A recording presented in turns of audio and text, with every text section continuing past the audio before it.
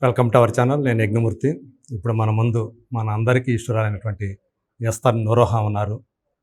మార్చి 15న ఆమె ప్రధాన పాత్ర పోషించినటువంటి మాయ అనే సినిమా మన ముందుకు రాబోతోంది. ఈ సందర్భంగా మాయ అంటే ఏమిటి, ఆమె కెరీర్ ఎలా సాగుతూ వచ్చింది, అలాగే కొన్ని మిగతా అంశాల గురించి ఏమంటారో ఆమె నోటి ద్వారానే ఉందాం. నమస్తే. Hi Esther. ఎలా ఉన్నారు? బాగున్నానండి, మీరు ఎలా ఉన్నారు? ఫైన్. మొత్తానికి మాయ రాబోతుంది, మా ముందుకు రాబోతుంది. ఈ మాయతోటి ఎలా మాయ చేయబోతున్నారు ప్రేక్షకులు చెప్తారా? ఒక కొత్త సబ్జెక్ట్ అండి. ఆల్రెడీ తెలుసున్నట్టు నేను చిన్న రోల్ అయినా పెద్ద రోల్ అయినా ఎప్పుడు కొత్తగా ప్రయత్నం చేయాలని ప్రయత్నిస్తూ ఉంటాను. సో మాయ నాకు నచ్చింది ఏంటంటే, చూడడానికి హారర్ గా కనిపిస్తుంటే కూడా horror is one of the factors. Fear అనేది ఫ్యాక్టర్ ఉంది, కానీ it is a fusion genre of horror, thriller and emotional content. So it has a very strong emotional content. అది నాకు చాలా నచ్చింది. ఊరికే అర్థం లేకుండా హారర్ ఉంటే కూడా ఆఫ్టర్ అ పాయింట్ బోర్ కొడుతుంది, అర్థం లేకుండా ఊరికే థ్రిల్లర్ ఉంటే కూడా బోర్ కొడుతుంది. బట్ ఏదో ఒక ఇమోషనల్ కంటెంట్ డ్రైవింగ్ ఫోర్స్ ఉంటే మాత్రమే దానికి ఒక మీనింగ్ ఉంటుంది. ఆ మీనింగ్ ఈ సినిమాకు ఉంది కాబట్టి నాకు అది టువర్డ్స్ ది ఎండ్ క్లైమాక్స్ చెప్పేసరికి ఎంత నచ్చిందంటే నేను ఇమీడియట్ గా పదండి మాయా చేద్దామని రెడీ అయిపోయాను. ట్రైలర్ వచ్చింది, ఆ ట్రైలర్ చూసినా కూడా చాలా ఇంటెన్స్ తోటి ఇంట్రిగ్యూయింగ్గా కూడా ఉంది. అది అందులో మీరు ఒక వైఫ్గా అట్లాగే ఒక మదర్గా కూడా కనిపించబోతున్నారని చెప్పేసి తెలుస్తుంది.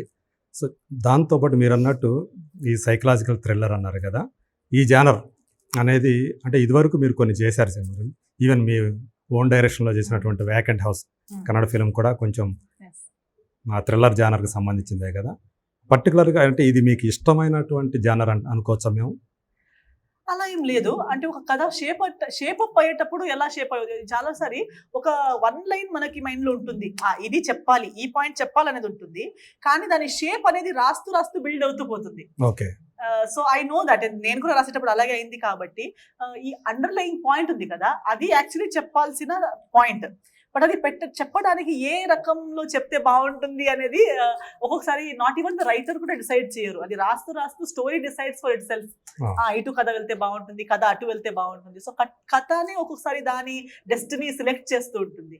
సో నాకు పర్సనల్ గా డిపెండింగ్ ఆన్ ఓవరాల్ ఫ్లేవర్, అది నాకు ఫైనల్ గా ఏమవ్వాలంటే ఆ సినిమా ఏమి చెప్పడానికి సినిమా మొదలు పెట్టాను చూడండి, అది చెప్పగలగాలి. అది చెప్తే సినిమా సక్సెస్. సో ఏ సినిమా కూడా నేను జానర్ ఆల్సో, నాకు యాక్చువల్లీ పర్సనల్ గా హారర్ అంటే ఇష్టం కాదు నాకు. Because horror in it self is very, బాగా చేయాలని ఉంటే కాంప్లికేటెడ్ జానర్. అది కరెక్ట్ గా చేయాలి, మాత్రమే పండుతుంది అది. లేదా అది చాలా డల్ అయిపోతుంది, ఓన్లీ అరుపులు రన్నింగ్ అయిపోతుంది అంతే, కానీ దానికి అర్థం లేకుండా పోతుంది. చేస్తే చాలా బాగా చేయాలి, లేకపోతే అది అట్టర్ నాన్ సెన్స్ అయిపోతుంది హారర్. సో నాకు హారర్ అనేది చాలా not so favourite genre.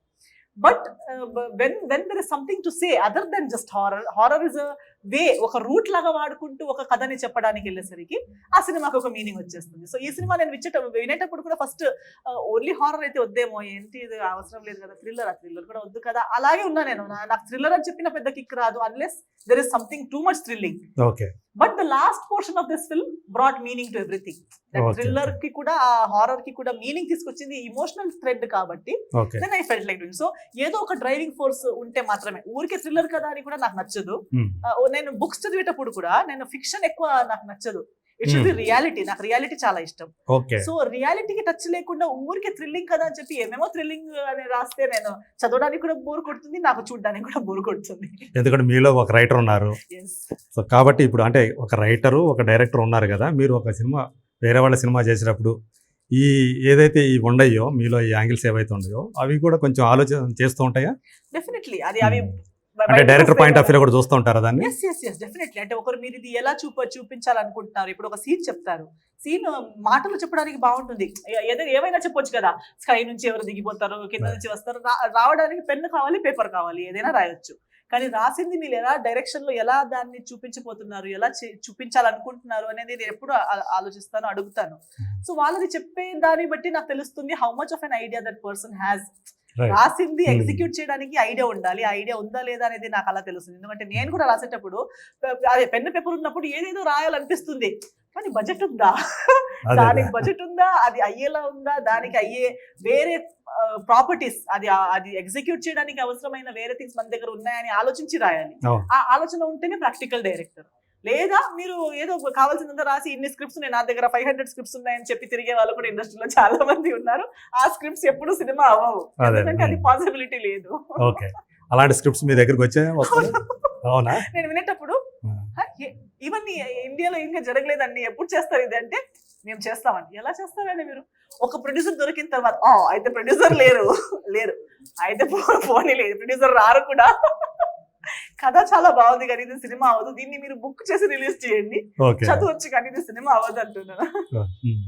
So ఈ సినిమా మీద మీకు ఉన్నటువంటి నమ్మకం ఏంటి? అంటే మీకు ఒక ఆర్టిస్ట్గా మంచి ఒక వర్సటల్ క్యారెక్టర్ అనుకోవచ్చా, లేకపోతే నటిగా మిమ్మల్ని ప్రూవ్ చేసుకునే ఒక క్యారెక్టర్ అనుకోవచ్చా? ఎలా?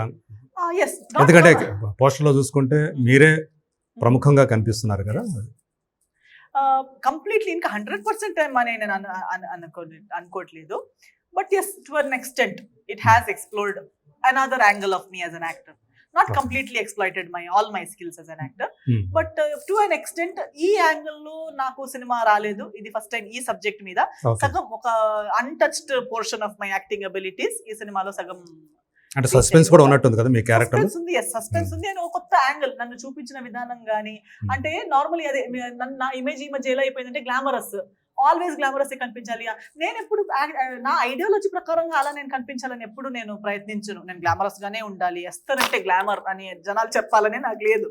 I want to grow as an actor, I want to do non glamorous roles as well. నాకు ఛాలెంజింగ్ వేరే చేయాలని ఉంది. సో నాకు అది నచ్చదు. ప్రతిసారి ఏంటి హీరోయిన్ అంటే గ్లామరే ఉండాలి, అమ్మాయి అంటే గ్లామరే ఉండాలని అవసరం లేదు కదా, క్యారెక్టర్ అలాంటిది రావాలి కదా అని. ఈ సినిమాలో అది లేదు. అంటే it is not focused on my beauty or it is not focused on my glamour part, it is focused on the emotion that I'm conveying. So cinema నాకు ఫస్ట్ ట్రయల్ షో చూసేటప్పుడు కూడా నాకు ఒక్కసారి నాకే కొట్టింది. నేను అనుకున్నా చేయాలని చెప్పి మరి ఓవర్ అవ్వలేదా, నేను అంత బాలేనేమో అని నాకు అనిపించింది. బట్ ఆ షో ఫినిష్ అయ్యాక వెనక తిరిగి చూసి అందరూ సూపర్ పర్ఫార్మెన్స్ అండి, బాగా పర్ఫార్మ్ చేశారు మీరు అని అలా చెప్పారు.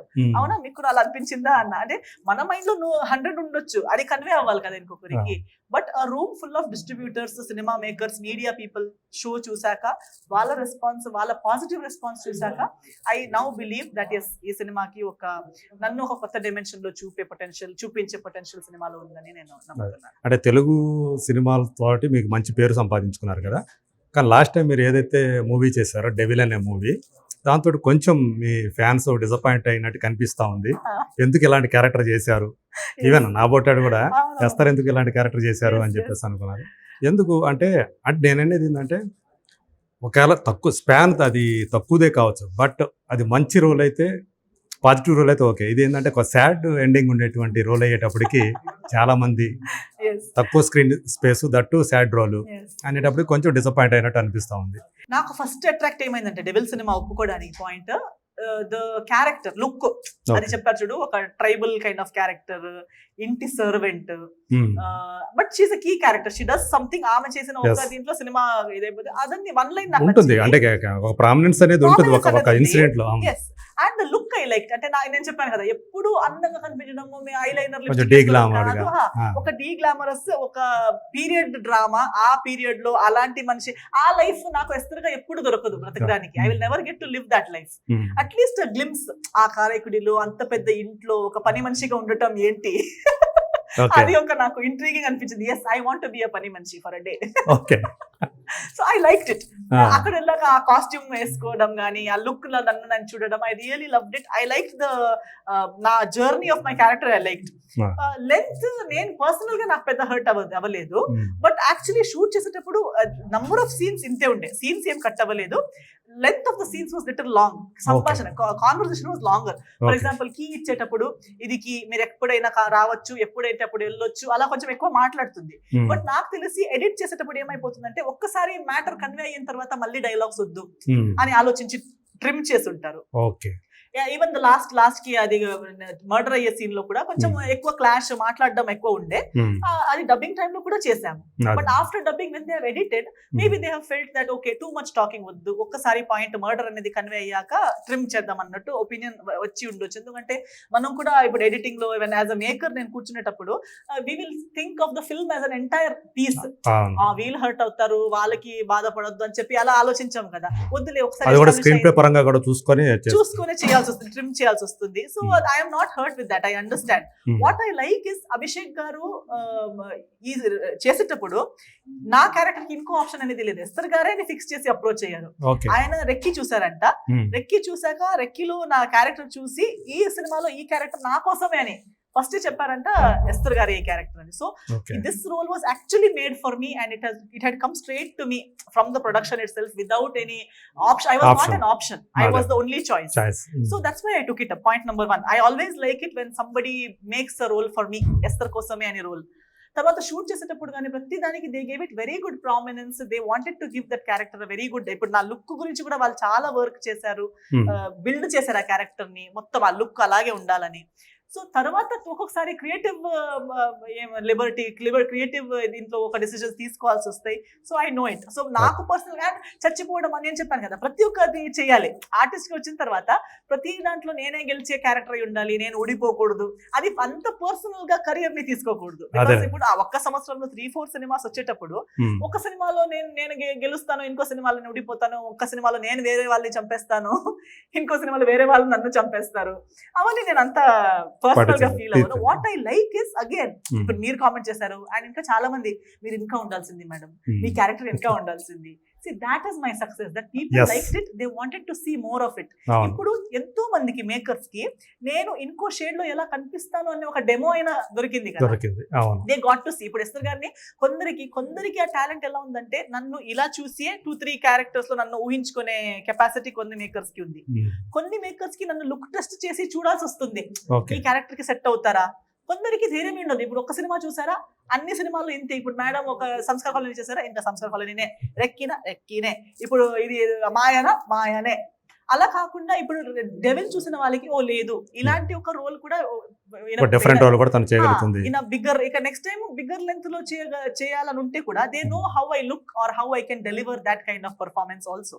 So maybe whoever would have seen, ఎవరు నా గురించి నేను లిమిటెడ్ గా అనుకున్నారు, వాళ్ళకి ఒక డెమో ఓకే ఎస్తర్ ఇది కూడా చేయగలుగుతుంది.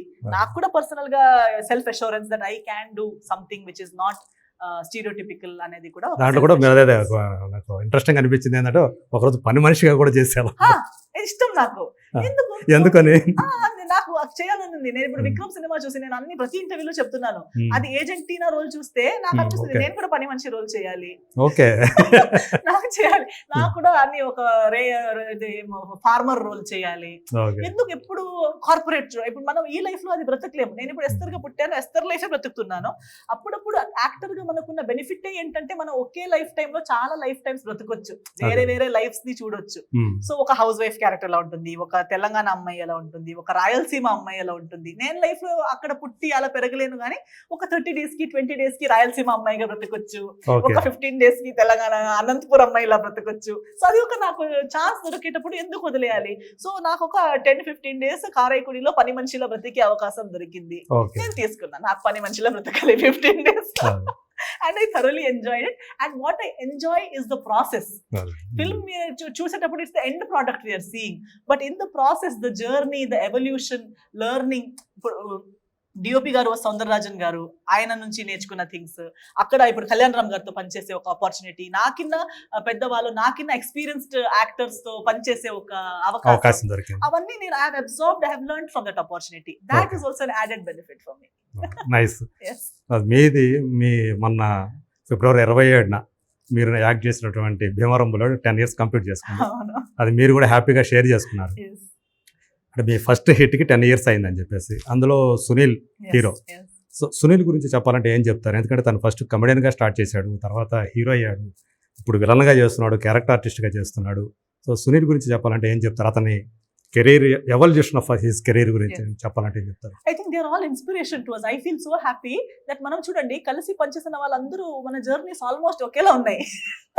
And I like it because నేను వచ్చేటప్పుడు కూడా ఆయన నాకు సీనియర్ కదా, he's a senior artist, he has already proved himself. Already కలిసేటప్పుడు Yes. టాప్ హీరో కామెడియన్ గా ఉండి అవును. ఆల్రెడీ హీరోగా కూడా సగం కొన్ని చాలా సినిమాలు డిమాండ్ చేసి, ఉన్నటువంటి ఆ, కామెడియన్, కామెడీ హీరోగా ఆ, ఉన్నాడు అప్పుడు. yes, అవును. తర్వాత హీరో కూడా. సో ఆ స్టేజ్ లో తను ఆ స్థాయిలో ఉన్నప్పుడు నేను జస్ట్ బిగినర్ ని అప్పుడు పరిచయం అయ్యేటప్పుడు కూడా he has shared so many of his experiences with me which I still refer to. Okay. ఆయన చెప్పేవారు ఎప్పుడు కూడా అది క్యారెక్టర్ ఇదని ఉండదండి. ఇప్పుడు కామెడియన్ కూడా స్టార్ కామెడియన్ అవ్వచ్చు కదా. అవును. సో స్టార్ అనేది స్టార్డమ్, ఫేమ్, సక్సెస్ అనేది ఏ స్థాయిలో ఉంటే కూడా మనం చేయొచ్చు, కానీ మనలో అది ఉండాలి. If we have that hard working and that talent, చేసే టాలెంట్ దమ్ ఉంటే ప్లేస్ ఎక్కడున్నాం అనేది ఇంపార్టెంట్ లేదు. ఎక్కడున్నా అక్కడ నుంచి పైకి రావచ్చు. జీరో అనేది మన భయం లేదు. జీరో మన friend. Zero is my best friend. Zero నుంచి మనం ఎన్నిసార్లైనా పైకి వస్తాం. ఎందుకంటే హార్డ్ వర్క్ తెలుసు, కష్టపడడం తెలుసు, టాలెంట్ తెలుసు, ఎలా చేయాలనేది తెలుసు. మన వర్క్ మనకు తెలుసుంటే దేని భయం మనకి లేదు. సో ఆయన కూడా చూడండి హీరో అయ్యారు, సడన్ గా మళ్ళీ హీరో నుంచి క్యారెక్టర్ అవ్వడానికి భయం లేదు. బ్రతకడం తెలుసు, పని చేయడం తెలుసు కాబట్టి. So same thing is happiness and inspiration for me. When I look at మొన్న రీసెంట్ ఏదో ఒక ఇన్కోర్స్ ప్రాజెక్ట్ గురించి మాట్లాడడానికి కాల్ చేశాము. అప్పుడు అన్నారు ఏంటి ఫుల్ బిజీ కదా, చూస్తున్నాను నేను చూస్తున్నాను, క్యారెక్టర్స్ మీద క్యారెక్టర్స్ చేస్తున్నారు, చాలా బాగా చేస్తున్నారండి, వెరీ గుడ్, నాకు చూడడానికి చాలా హ్యాపీగా ఉంది. నేను మీరేం ఎక్కువ చేస్తున్నారా, మీరు కూడా అంతే కదా. పుష్పతోటి ఆయన మళ్ళీ ఇంకో షేడ్, ఇంకో షేడ్ యాక్టర్ గా మీరు కూడా షాప్ల మీద షాప్లు ఇస్తున్నారులేండి, మా సీనియర్ మీరు, మిమ్మల్ని మేము ఫాలో అవుతున్నాం అంతే.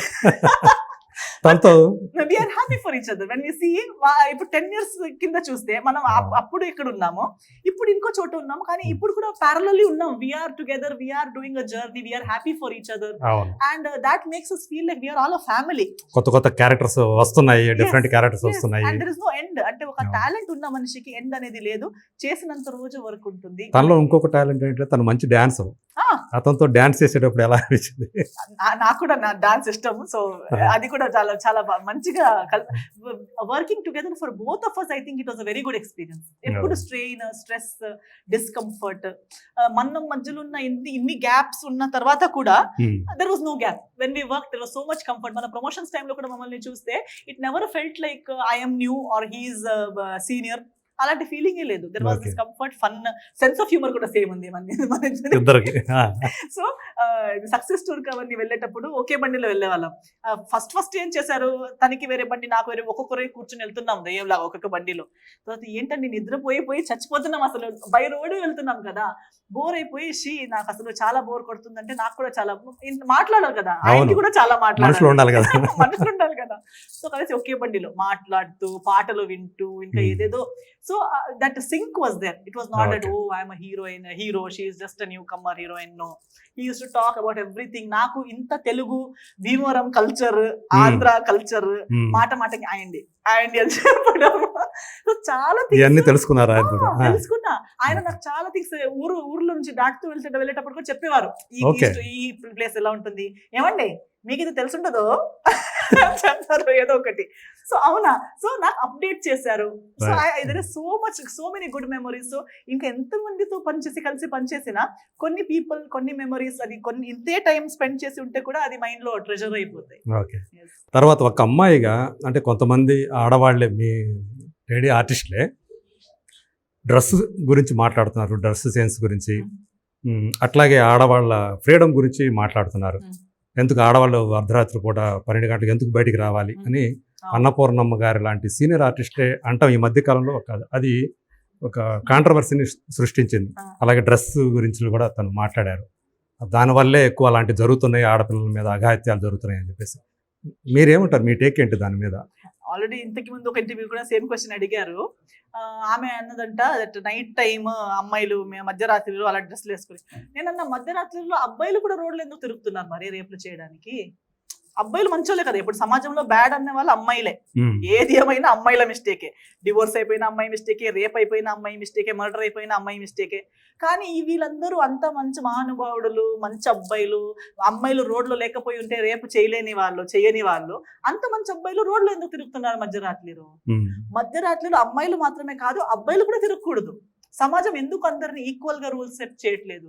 ఈక్వాలిటీ ఇంత మాట్లాడుతున్నాము, అందరికి ఈక్వల్ ఇది కావాలి, మా భారతదేశం అది ఇది అని ఇంత గ్రేట్ గా మాట్లాడుతున్నాం గొప్పగా.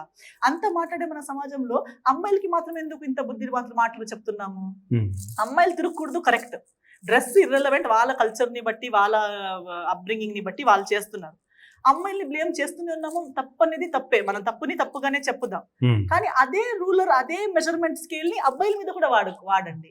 ఇద్దరికి ఉండాలి.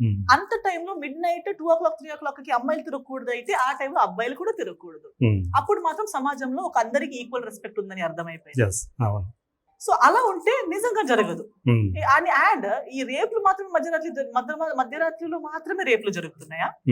రేప్స్ డే టైమ్ లో కూడా జరుగుతున్నాయి కదా, సారీ వేసుకున్న అమ్మాయి మీద కూడా జరుగుతున్నాయి కదా. ఇప్పుడు చెత్త కామెంట్స్, 3rd grade మాటలు మీరు ఏ యూట్యూబ్ ఛానల్కి వెళ్ళి ఏ అమ్మాయి వీడియోలో కూడా చూడండి, ఉంటాయి. ఆమె ఏ డ్రెస్ వేసుకున్నా కూడా ఉంటాయి, ఆమె ఏ ఏజ్ గ్రూప్ ది అమ్మాయి అయినా ఉంటాయి. చీప్ గా మాట్లాడే వాళ్ళు, చీప్ చూపుతో చూసే వాళ్ళు, వాళ్ళకి డ్రెస్ తో, ఏజ్ తో, జెండర్ తో ఏం సంబంధం లేదు, వాళ్ళ థింకింగ్ అంత, వాళ్ళు పర్వర్ట్స్. సో వాళ్ళకి మిడ్ నైట్ టైం చూసి ఇప్పుడు 12 o'clock అయిపోయింది, నేను ఇప్పుడు రేపు చేస్తానని బయలుదేరరు. వాళ్ళు డే టైంలో కూడా అదే మనస్థితితో, అదే చెత్త థింకింగ్ తో తిరుగుతున్నారు, మన మధ్యలోనే ఉన్నారు. సో వాళ్ళకి టైం లిమిట్ అనేది లేదు. సో ఇది మైండ్ సెట్ ఆగాలంటే మన సమాజం ఫస్ట్ బాగుండాలి, మైండ్ సెట్ స్టార్ట్ అయింది మళ్ళీ అమ్మాయిల నుంచే. ఇప్పుడు మీరు అన్నారు ఒక సీనియర్ ఆర్టిస్ట్ ఇలా చెప్పారని మీరు చెప్పారు. సో ఒక సీనియర్ ఆర్టిస్ట్ అంటే మన గ్రాండ్ మదర్ ఏజ్ లో ఉన్న అమ్మాయిలు నేను ఇప్పుడు చెప్పే అంత థాట్ ప్రాసెస్ ని పెట్టుకుని ఉంటుంటే వాళ్ళ ఇంట్లో ఉన్న అబ్బాయిలు కూడా ఒక మంచి థాట్ తో పెరిగేవాళ్ళు.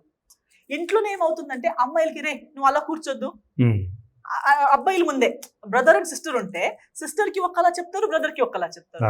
అమ్మాయి వెళ్ళి వంట చేయాలి, క్లీనింగ్ చేయాలి, డ్రెస్ అలా చేసుకోవాలి, ఇలా వేసుకోవాలి, టైంకి ఇంటికి రావాలి. వాడబ్బాయి కదా ఏదైనా చేస్తే బ్రతుకుతాడు, నీకెందుకు? అదే మైండ్ సెట్ వాళ్ళు చిన్నప్పటి నుంచి విని ఏమనుకుంటున్నారు, నేను ఏం చేసినా పర్లేదు, నేను అబ్బాయి కదా, నువ్వు జాగ్రత్తగా ఉండాలి. ఎందుకు? నేను నీ సిస్టరే కదా, ఒకే అమ్మ కడుపులో పుట్టాము, ఒకే ఇంట్లో పెరిగాము, నాకు ఒక రూల్ నీకు ఒక రూల్ ఎందుకు, ఒకే అన్నం తింటున్నాము. డిఫరెన్స్. నేను ఫెమినిస్ట్ అని చాలా మంది అనుకుంటారు, ఇది ఫెమినిస్ట్ థాట్ కాదు. ఫెమినిస్ట్ అంటే అమ్మాయి ఏం చేసినా no I will not say that. అమ్మాయిలు పాపం, అమ్మాయిలకి స్పెషల్ రికగ్నిషన్ కావాలి, అమ్మాయికి స్పెషల్ అని నేను చెప్పను. ఈక్వల్ రైట్స్ ఉండాలి, ఈక్వాలిటీ ఉండాలి.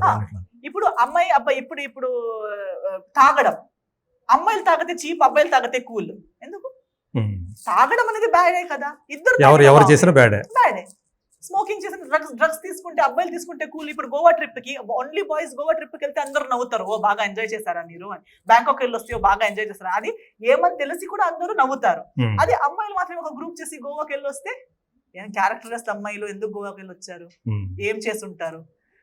బాయ్స్ చేసిందే చేసుంటారు కదా, కానీ బాయ్స్ చేసింది కూల్, అమ్మాయిలు చేసింది జడ్జ్మెంట్. మీ బేస్ అంతా గోవా అనుకుంటా కదా? గోవాలో నేను చాలా చూస్తుంటాను. నేను ఎయిర్పోర్ట్ కి వెళ్ళేటప్పుడు కూడా, గోవా నుంచి ట్రావెల్ చేసేటప్పుడు నేను ఒక్క ఆమెనే పని మీద వెళ్లే మనిషి అయి ఉంటాను. మిగతా వాళ్ళందరూ నాకు వినిపిస్తారు, అండ్ నాకు అన్ని లాంగ్వేజెస్ అర్థం అవుతాయి కాబట్టి. కొందరు కన్నడలో మాట్లాడుతూనే ఉంటారు ఫోన్ లో. నేను ఇంట్లో చెప్పకుండా వచ్చాను, మమ్మీ డాడీకి నేను బెంగళూరులో ఉన్నానని తెలుసు, నేను ఇప్పుడు గోవాకి వచ్చానని తెలీదు. అప్పుడు వాళ్ళు కూల్ గా కామెడీగా మాట్లాడుతున్నారు, కానీ నా మైండ్కి ఏమొస్తుందంటే, ఇప్పుడు వీళ్ళ పేరెంట్స్ కి వీళ్ళు బెంగళూరులో చదువుతున్నారని తెలుసు, వీళ్ళు బెంగళూరులో ఉన్నారనే చెప్పి ఒక వీకెండ్ కోసం ఫ్రెండ్స్ తో గోవా వచ్చారు. ఫ్యామిలీకి అబద్ధం, కాలేజ్ లో అబద్ధం, ఇక్కడ ఉన్నారనే డాక్యుమెంటేషన్ లేదు. ఒకవేళ గోవాలో ఏదైనా జరిగితే వీళ్ళని వెతకడానికి బేసే లేదు. అలా ఉండకూడదు కదా, అలా తప్పు. ఇంట్లో అబద్ధం చెప్పి రాకూడదు కదా, అలా చేయకూడదు. మిస్సింగ్ అయిపోతే వీళ్ళ ఐడీస్, వీళ్ళు ఎవరని గోవాలో ఎవరికి తెలియదు, ఎందుకంటే ఫేక్ ఐడీస్ తో అబద్ధం చెప్పి ఎలా వచ్చి ఉంటారు. అక్కడ ఇంట్లో వాళ్ళకి వీళ్ళు బెంగళూరులో ఉన్నారని తెలుసు, గోవాకి వచ్చారనే మాట కూడా తెలియదు. సో ఇలాంటి క్రైమ్స్ ఎందుకు జరుగుతున్నాయి? ఇప్పుడు ఇదంతా నేను ఆలోచించి లాస్ట్ కి నేను అడిగేది, వీళ్ళందరూ ఇలా ఎందుకు అయిపోయారు, ఎందుకు వీళ్ళకి అబద్ధం చెప్పి రావాల్సి వస్తుంది? అప్బ్రింగింగ్ అంటే సప్రెస్డ్. ఒక ఓపెన్ గా పేరెంట్స్ తో ఓపెన్ గా చెప్పే ధైర్యం లేదు. ఇప్పుడు అమ్మ నాన్న అబ్బాయికి వెళ్ళరా అని చెప్తారు, అమ్మాయిలకి వద్దని చెప్తారు. కానీ బ్రదర్ వెళ్ళేటప్పుడు సిస్టర్ కి కూడా అనిపిస్తుంది కదా, వాడు ఫుల్ ఎంజాయ్ చేస్తాడేమో, ఆ క్యూరియాసిటీ అనేది ప్రతి ఒక్కరికి ఉంటుంది. సో వాళ్ళు ఎంజాయ్ చేస్తారు, నాకు కూడా చేయాలనే కోరిక వస్తుంది. ఇప్పుడు అన్ని ఓపెన్ గా బ్రదర్ అండ్ సిస్టర్ కి కూడా కలిసి ఫ్రెండ్స్ గ్రూప్ తో వెళ్ళి రావచ్చు, ఆ మైండ్ సెట్ ఉంటే. కానీ నేను నీతో వస్తానంటే పోవే, నువ్వు ఆ అమ్మాయి కదా నాతో రాకు అంటారు. సో ఆమె ఎలా వెళ్ళాలి? ఆమె కోరికలకి, ఆమె క్యూరియాసిటీకి కోరికలు అంటే చెత్త కోరికలే ఉండాలని లేదు కదా. అవును, ఒక చైల్డ్ మైండ్, ఒక టీనేజ్ కి వెళ్ళేటప్పుడు, ఒక 20s అయ్యేటప్పుడు, ఫస్ట్ టైం కాలేజ్ కి వెళ్తారు, లోకాన్ని ఒక చూస్తారు. ఎక్సైట్మెంట్ ఉంటుంది. నేను కూడా ఒక బయట లోకం చూడాలనే ఒక కోరిక ఉంటుంది. అవును. ఆ ఎక్సైట్మెంట్ తో బయలుదేరుతారు. కానీ వాళ్ళకి కంప్లీట్ గా నాలెడ్జ్ తెలివి కూడా లేదు కదా. ఉమ్, అలాంటి మైండ్ సెట్ లో ఇలాంటి క్రైమ్స్ జరుగుతాయి. సో ఇది జస్ట్ ఒక పొట్టి డ్రెస్ వేసుకోవడం వల్ల లేదా నైట్ తిరగడం వల్ల ఒక్క ఫ్యాక్టర్ కాదు. ఇది ఒక చాలా ఉంటుంది. సమాజం, ఒక రౌండ్, ఒక సర్కిల్, ఒక ఈకో సిస్టమ్. అవును. అవన్నీ మొత్తం ఒక ఈకో సిస్టమ్ రిపేర్ చేయకుండా ఓన్లీ డ్రెస్లు వేసుకుని తిరిగేది ఆపేస్తే ఇవన్నీ ఆగదు. Right. మనం ఫస్ట్ మన చెత్త థింకింగ్, మన అప్బ్రింగింగ్ మార్చేయాలి. సో ఇప్పుడు ఈ రోజు మీరు గమనించే ఉంటారు, Yes. సౌత్ పీపుల్ని నార్త్ పీపుల్ కొంచెం చులకనగా చూస్తున్నారు అని చెప్పేసి ఈరోజు Yes, yes. మీరు ఆ న్యూస్ కూడా చూసి ఉంటారు. Yes, yes. Ram Charan, Shahrukh Khan issue, Mm. దీని గురించి ఏమంటారంటే మీకు కూడా ఇలాంటి ఎక్స్పీరియన్స్ లోకి వచ్చిందా మీకు, సౌత్ నార్త్ మధ్య డిఫరెన్సెస్ ఇవన్నీ కూడా? Yes, yes, of course. I think it is their insecurity. ఇప్పుడు ఒకరు ఇంకొకరిని కింద పరిచేయాల్సి వస్తుందంటేనే ఉమ్, వాళ్ళకి అది వాళ్ళ లోపల ఉన్న ఇన్సెక్యూరిటీ, అది వాళ్ళ ఇన్ఫీరియారిటీ కాంప్లెక్స్. వాళ్ళకి ఎక్కడో వాళ్ళు మన కింద తక్కువ అని అనిపించేసరికి వాళ్ళు మమ్మల్ని తగ్గించి మాట్లాడాలని వాళ్ళు ఫీల్ అవుతారు. అదే. ఎందుకంటే south has always been rich. South is rich in culture, south is rich in heritage. మన లాంగ్వేజెస్, ఇన్ని languages, most of us are educated, we come from strong family backgrounds. అది వాళ్ళకు కూడా బాగా తెలుసు కాబట్టి వాళ్ళకి ఎప్పుడు ఆ ఇన్ఫీరియారిటీ కాంప్లెక్స్ ఫీల్ అవుతూ ఉంటుంది. ఓకే, నేను కాలేజ్ మొత్తం బాంబేలోనే చేశాను, 11th నుంచి పోస్ట్ గ్రాడ్యుయేషన్ వరకు. ఓకే. నేను ఫస్ట్ వెళ్ళినప్పుడు నాకు ఫస్ట్ ఫ్రెండ్షిప్ అయింది పంజాబీస్, మరాఠీస్, ఉమ్, పార్సీ, ఉమ్, అన్ని వీళ్ళు సౌత్ ఇండియన్స్. మన మలయాళీ అమ్మాయిలు ఉన్నారు, తమిళ అమ్మాయిలు ఉన్నారు. వాళ్ళందరూ సైడ్కి వెళ్ళి ఇలా ఇలా మాట్లాడడానికి కూడా భయపడుతున్నారు అనమాట నాతో. ఓకే. ఎందుకు ఆలోచిస్తే నాకు అప్పుడు ఆ కల్చర్ తెలియదు. నేను గల్ఫ్ నుంచి మ్యాంగ్లూర్, అంతే కదా. వాళ్ళు వచ్చి అంటే ఆల్రెడీ ఆ కల్చర్ అక్కడ ఎగ్జిస్టెన్స్ లో ఉంది అది. ఉంది ఉంది ఉంది మీరు వెళ్ళేటప్పుడు. వాళ్ళకి బాంబే నుంచి కింద అందరూ మద్రాసీస్. ఓకే. వాళ్ళకి ఇప్పుడు మన బాహుబలి, RRR ఇవన్నీ వచ్చాక ఇప్పుడు కూడా RRR కి ఎవరు తమిళ సినిమా అని చెప్పారు కదా అక్కడ, ప్రియాంక చోప్రా ఏదో తమిళ సినిమా. సో వాళ్ళకి ఇప్పటికీ తెలుగు, తమిళ్, మలయాళం, కన్నడ, నాలుగు లాంగ్వేజెస్. ఎందుకంటే వాళ్ళకి అక్కడ అన్ని ఒక్కటే లాంగ్వేజ్ కాబట్టి they don't even know that we are so rich, we have different culture in every state, different language. అన్నిటికీ జలేబీ లాంగ్వేజ్ అని చెప్పడం. అండ్ వాళ్ళకి ఐక్యూ లేదు, వాళ్ళ షార్ట్ కమింగ్ అది. దానికి వాళ్ళు మన షార్ట్ కమింగ్ అన్నట్టు, మనకి కింద పరిచేసి ఇన్సల్ట్ అన్నట్టు వాళ్ళు ఫీల్ అవుతారు. సో ఫస్ట్ వచ్చి నాతో ఫ్రెండ్షిప్ అయ్యేటప్పుడు నాకు కూడా తెలియలేదు, ఫ్రెండ్స్ అయ్యారు. ఓ యూ హ్యావ్ నైస్ హెయిర్. అప్పుడు నాకు ఇంకా లాంగ్ జడ ఉండేది. ఎవరిని చూసి వాళ్ళు నన్ను పంజాబీ అనుకున్నారు. వచ్చి మాట్లాడి పంజాబీ అనువు, సర్దార్ని అనువు అన్నారు. కాదు అన్నా. అయితే పార్సీ అనువు అన్నారు. కాదు. గుజరాతీ కాదు. మరి ఎక్కడివి నువ్వు అంటే మ్యాంగ్లూర్. అంటే మద్రాసియా నువ్వు అన్నారు. మద్రాసి కాదు, మ్యాంగ్లోరియన్ నేను. అంటే అది ఎక్కడ వస్తుంది, బెంగళూరు అన్నారు. బెంగళూరు కాదు, మ్యాంగ్లూర్. మీకు బెంగళూరు కి తేడా తెలియదు, నాతో ఫ్రెండ్షిప్ ఎందుకు మీకు? No, but you don't look like a South Indian. I said, how should a South Indian look?